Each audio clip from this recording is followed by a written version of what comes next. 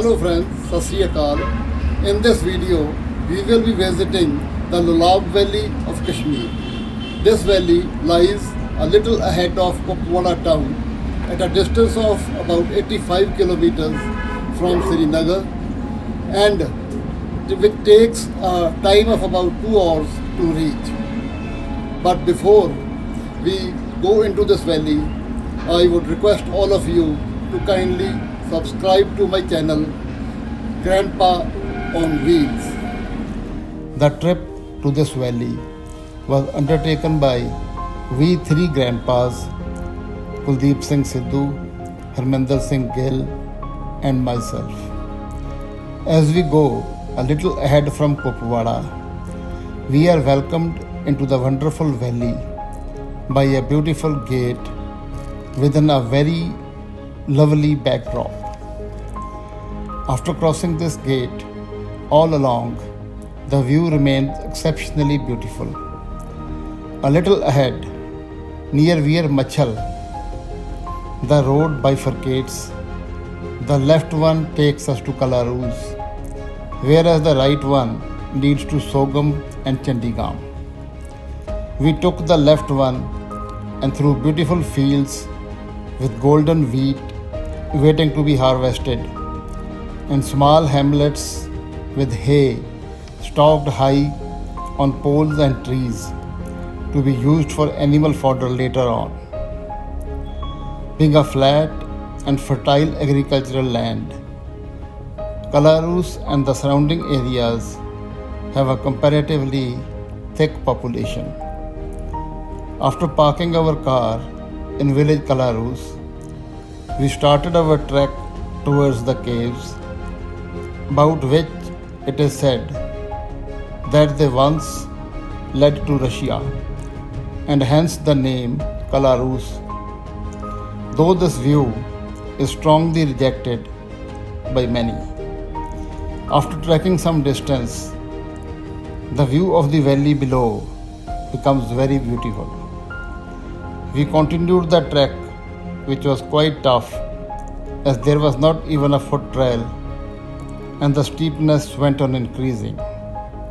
After a trek of about 45 minutes, we reached a big stone landmark with 7 door-shaped hollows sculptured into it, called the Saat Dwar, from the word Saat meaning 7 and Dwar meaning door.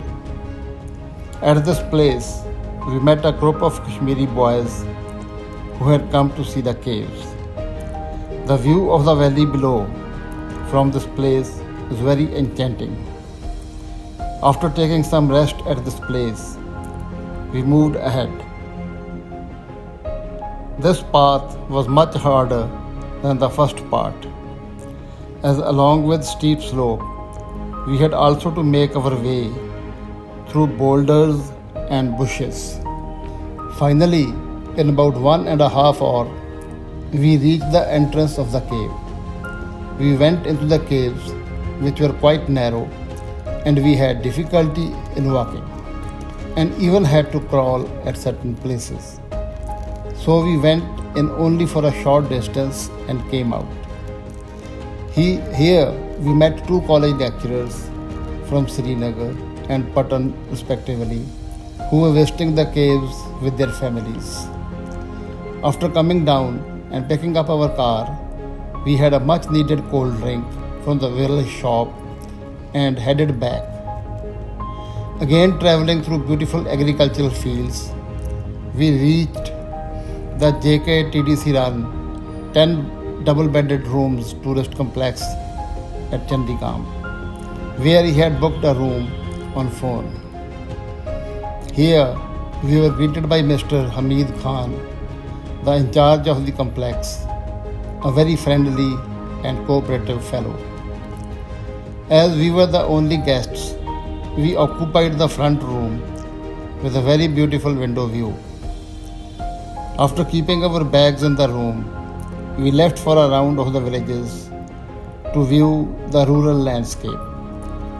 Just ahead of Chandigam was a reservoir where water from rains and melting snow is stored for later use in agriculture. But it also gives the feeling of a small yet beautiful lake. Such reservoirs are found nearly in most of the villages of the area.